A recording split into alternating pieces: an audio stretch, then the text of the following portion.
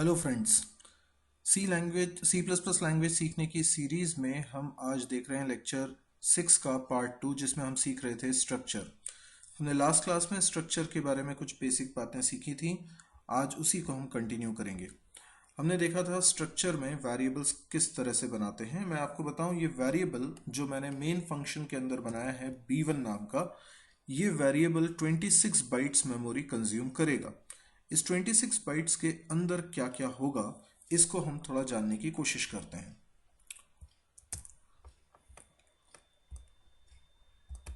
तो 26 बाइट के इस ब्लॉक के अंदर होंगे एक्चुअल में तीन चीज़ें। एक होगा हमारा बुक आईडी वेरिएबल। आप एक बार इसको नोटिस करिए। बुक आईडी नाम का वेरिएबल है। एक है टाइटल, एक है प्राइस। टाइटल एक एरे है।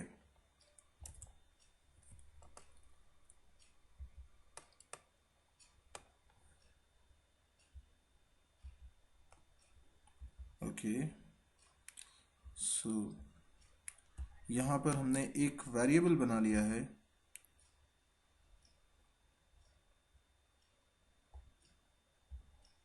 Okay, so this whole thing is known as b1। ये पूरा हमारा b1 हो गया। ओके, और ये जो इंडिविजुअल आपको अंदर वेरिएबल्स दिख रहे हैं, ये आप सोच लीजिए इसके मेंबर वेरिएबल्स हैं। और इन मेंबर वेरिएबल्स के भी अपने कुछ नाम हैं जो हमने वहाँ पे सेट किए हुए थे। जैसे एक नाम है book ID. Okay, this one is book ID and this is title array and this one is price.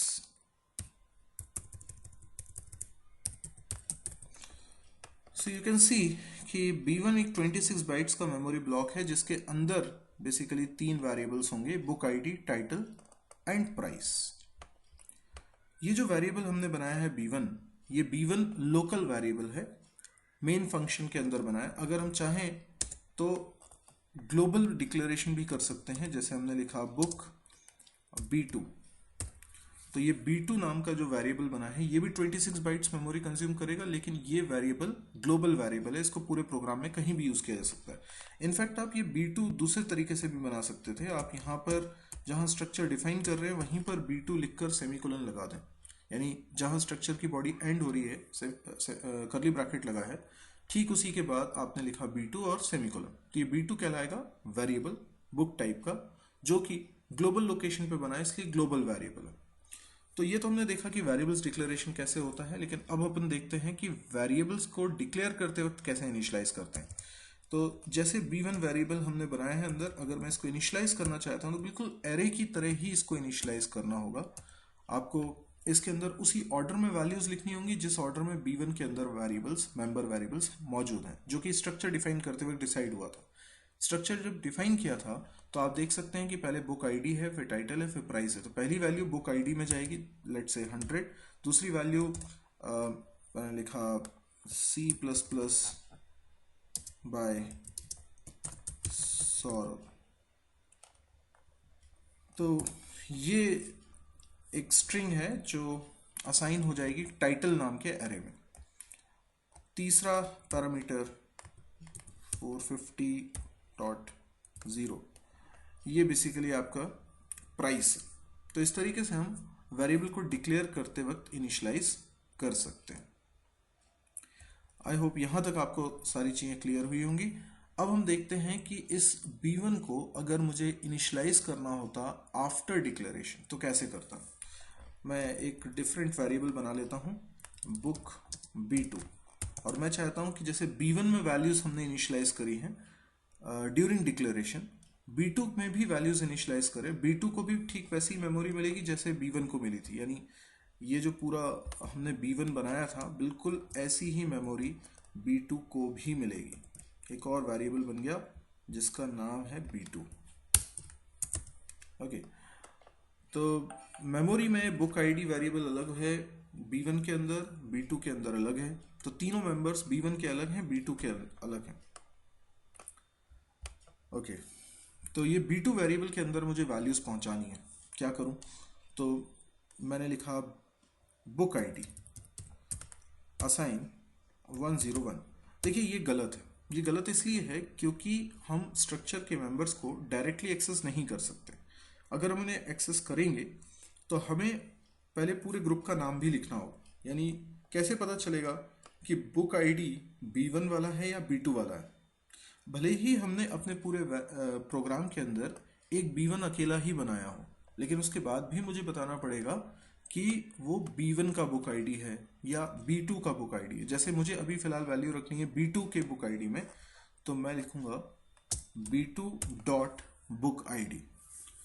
Okay, तो B2 डॉट बुक आईडी के अंदर 10 बनाया। तो डॉट क्या है? एक ऑपरेटर है।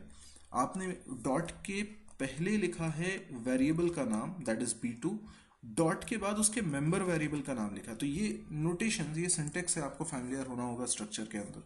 वैसे ये सी लैंग्वेज में आपने ये चीज़ें पढ़ी होंगी। इसके बाद मुझे टाइटल के अंदर वैल्यू असाइन करनी है, तो क्या लिखूं? B2 dot title assign C++ made easy. Okay, this is wrong, ये गलत लिखा है। ये गलत क्यों लिखा है? क्योंकि आपने असाइनमेंट के लेफ्ट साइड पे लिखा है B2 डॉट टाइटल, जिसका मतलब है आप एरे का नाम लिख रहे हैं। एरे का नाम भर लिखना, टाइटल एक एरे, एरे का नाम भर लिखना उसके पहले ब्लॉक के एड्रेस को रिप्रेजेंट करता है, और एड्रेस एक कांस्टेंट है। असाइनमेंट के लेफ्ट हैंड साइड पे कांस्टेंट कभी नहीं आ सकता, वो एरर दे रहा है, एल वैल्यू रिक्वायर्ड एरर। ये एरर ना आए इसके लिए आपको ध्यान होना चाहिए कि कोई स्ट्रिंग किसी कैरेक्टर एरे में असाइन कैसे की जाती है। इसके लिए हम एक फंक्शन यूज करते हैं strcpy।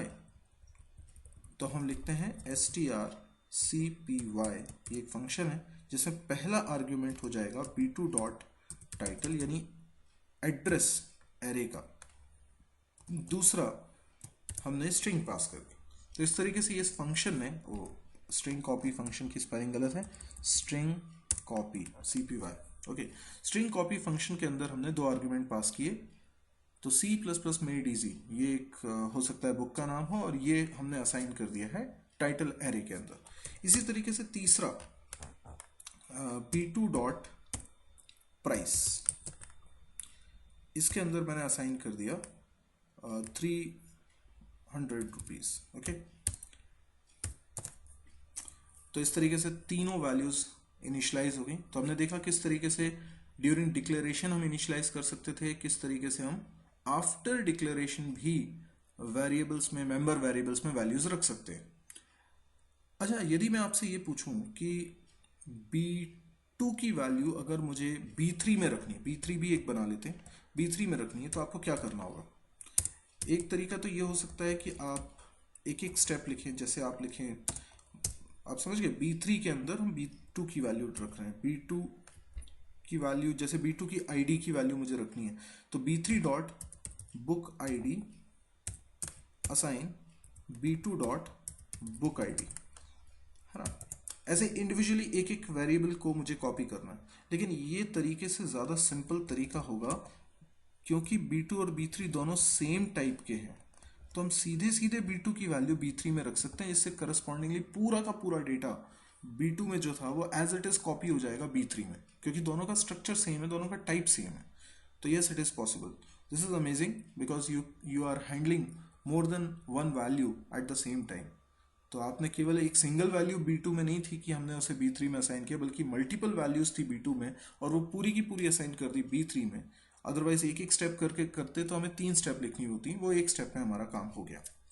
तो आज हमने देखा कि कैसे हम वेरिएबल को डिक्लेयर करते हैं, उसको डिक्लेयर करते वक्त इनिशियलाइज करते हैं, और आफ्टर डिक्लेयर करने के बाद भी इनिशियलाइज कर सकते हैं। अभी आगे इसमें और भी बहुत कुछ है जो हम अपने नेक्स्ट पार्ट में देखेंगे। तो यदि आपको ये वीडियो अच्छा लगा हो तो इसे लाइक कीजिए, शेयर करिए अपने दोस्तों के बीच में। आप चैनल को सब्सक्राइब करना ना भूलें, इस तरह के और भी वीडियोस आपको आगे देखने को मिलेंगे। Thank you.